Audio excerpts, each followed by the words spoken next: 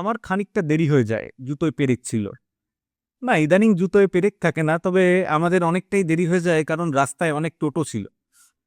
এখন তো পৃথিবীর 3 ভাগ জল 1 ভাগ টোটো। সুতরাং রাস্তায় বেরোলে আমরা দেখতে পাই যে আপনার ধরুন খুব তাড়া আছে কোথাও পৌঁছানোর, কিন্তু আপনার যে সময় সেখানে পৌঁছানোর কথা আপনি পৌঁছাতে পারবেন না, কারণ রাস্তায় অনেক ভিড়। শুধু কি টোটোর ভিড় তা না, টোটো, অটো, বিভিন্ন অ্যাপ ক্যাবের 4 চাকা, 2 চাকা ইত্যাদি ইত্যাদি। তাই হয়তো যে সময় আমাদের গন্তব্যে পৌঁছানোর কথা সে সময় আমরা পৌঁছাতে পারি না। কেন এই জ্যাম? কারণ আমাদের দেশের কিংবা আমাদের রাজ্যের গণপরিবহনের অবস্থা খুব খারাপ। আমরা দেখছি গণপরিবহন ব্যবস্থা যেভাবে ভেঙে পড়েছে, সেই জন্য এই রকম বিভিন্ন অ্যাপ ক্যাবের সংখ্যা বেড়েছে। এবার যত অ্যাপ ক্যাবের সংখ্যা বাড়বে কিংবা যত পাবলিক ট্রান্সপোর্টের বদলে প্রাইভেট ট্রান্সপোর্ট এর সংখ্যা রাস্তায় বাড়বে, তত রাস্তার গতি স্লথ হবে।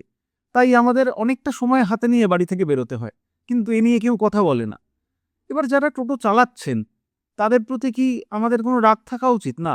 কারণ তারা যে খুব ছোটবেলা থেকে টোটো চালাবেন বলে নিজেকে প্রস্তুত করেছেন তা কিন্তু নয়।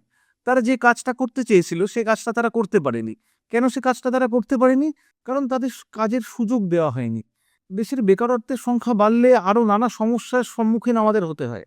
আমরা সেই সময়ের মধ্যে দিয়ে যাচ্ছি যখন একটার পর একটা সমস্যা আমাদের দিকে ছুড়ে দেওয়া হচ্ছে। কিন্তু রাজনৈতিক দলগুলোর সে নিয়ে খুব একটা মাথা ব্যথা নেই। বিভিন্ন উন্নত দেশে কার্বন ফুটপ্রিন্ট নিয়ে আলোচনা হয়। আমাদের দেশে সেসব কল্পনা করাও দুষ্কর।